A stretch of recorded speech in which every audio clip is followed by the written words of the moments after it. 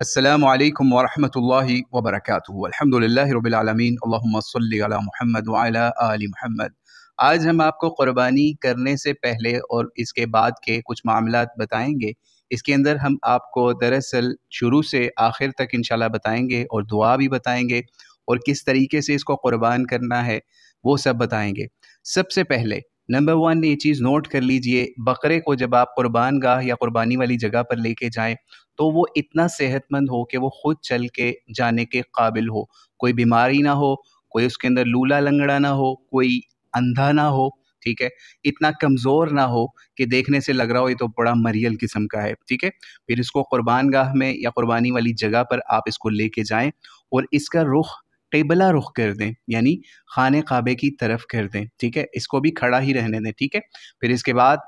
تیسرے نمبر کے اوپر ایک چیز کا خیال رکھیں کہ اپنی چھری کو ایک دفعہ پھر چیک کر لیں کہ کیا آپ کی چھری تیز ہے، اگر ہے بھی تو پھر بھی ایک دفعہ اس کے اوپر چھری تیز کرنے والے آلے کے اوپر مار کر اس کو پھر سے چیک کر لیں، ٹھیک ہے۔ یہ 3 سٹیپ ہو گئے۔ پھر چوتھا سٹیپ یہ ہوگا کہ آپ نے اس کو قبلہ رخ کر دیا ہوا ہے، ایک لمبی دعا ہے وہ ہم آپ کو بتانے جا رہے ہیں، جو کہ ابو داؤد کی روایت کے اندر ہمیں مل جاتی ہے 2795 کے اندر، کہ جب نبی علیہ السلام اپنا بکرا ذبح کرنے لگے، یا چھترا یا مینڈا جسے کہتے ہیں، وہ جب آپ ذبح کرنے لگے تو آپ نے کیا دعا پڑھی؟ آپ نے وہی دعا قبلہ رخ کر کے جانور کو پڑھنی ہے۔ وہ دعا کیا ہے؟ انی وجہت وجہی للذی فطر السماوات والارض علی ملت ابراہیم حنیفا وما انا من المشرکین ان الصلاة ونسکی ومحیای ومماتی للہ رب العالمین لا شریک لہ وبذالک امرت وانا من المسلمین۔ اس کے بعد آپ نے بہت امپورٹنٹ چیز پڑھنی ہے، اللہم منکا ولکا۔ پھر اس کے بعد آپ نے کہنا ہے جس کی طرف سے آپ کر رہے ہیں یا جو کر رہا ہے، وعن،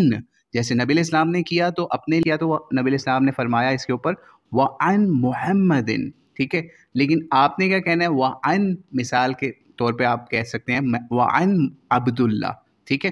ٹھیک ہے، تو آپ یہ بھی کہہ سکتے ہیں جس کے نام سے آپ کر رہے ہیں، ٹھیک ہے۔ ہم یہ دعا کو رپیٹ بھی کر دیتے ہیں، انی وجہت وجہی للذی فطر السماوات والارض علی ملت ابراہیم حنیفا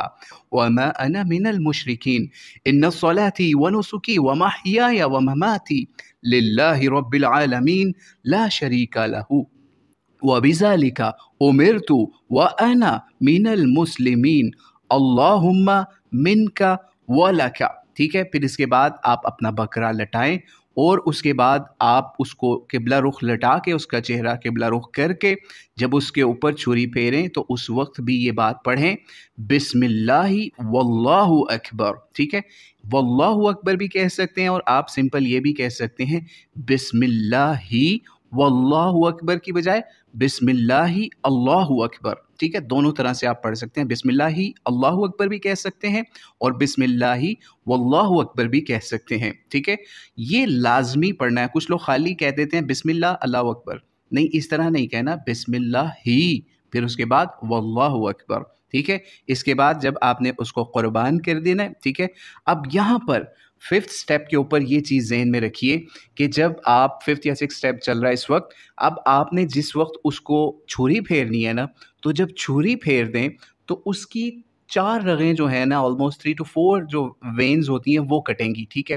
اور یہاں پر قصائی لوگ کیا کرتے ہیں، وہ جلدی کے اندر کیا کرتے ہیں، اس کی گردن کے نیچے اپنا بازو رکھ کے اس کو کڑک کر کے گھماتے ہیں، ٹھیک ہے، وہ کام نہیں آپ نے اس کو کرنے دینا۔ اگر اس نے ایک یہ کام کر دیا پلس اس کی گردن کے اندر ایک جگہ پر گھسا کے، تو وہ الٹی کر کے چھری سے ایک وین اندر سے کاٹنے کی کوشش کرتے ہیں، وہ ٹک کرنے کے بعد بھی وہ آپ نے دونوں یہ کام ان کو نہیں کرنے دینے، تاکہ اچھے طریقے سے اس کا بلڈ جو ہے وہ اس کی باڈی سے نکلنا شروع ہو جائے۔ کئی دفعہ یہ ہوتا ہے کہ اس کے اندر سے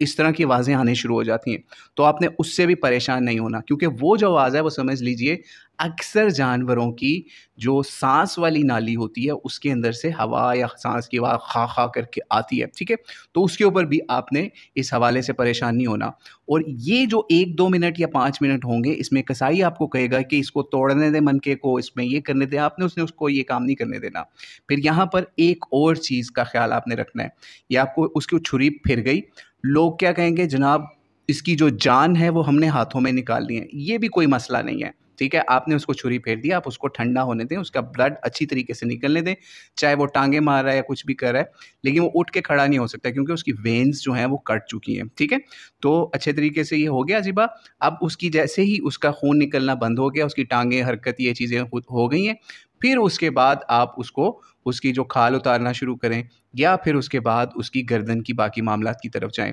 جب تک اس کی جان مکمل نہیں نکلتی، ٹھیک ہے، جب تک اس کی باڈی ہلنا بند نہیں ہوتی جیسے وہ ٹانگیں مار رہا ہوتا ہے، اس سے پہلے نہ تو آپ اس کی کھال اترنے دیں، نہ ہی اس کی گردن علیحدہ ہونے دیں، ٹھیک ہے؟ اور وہ جو بلیڈنگ والا، اس کا جو بلڈ نکلنے والا کام ہے، اس کو بھی آپ نے فوکس رکھنا ہے کہ وہ اس کا اچھی طرح بلڈ نکل جائے، کیونکہ اگر آپ نے اس کا من کا توڑ دیا یا اس کی خاص وین اندر سے جو زور سے کاٹ دی، اندر کر کے ایک چھری گھسا کے اس کے سر میں گھسا کے اکثر کاٹتے ہیں اندر سے، مطلب بیک سائڈ سے، حرام مغز کا بھی جس کو کہتے ہیں، وہ اگر آپ نے کر دیا تو بلڈ جو ہے اس کی بہت بڑی کوانٹٹی اندر ہی رہ جائے گی،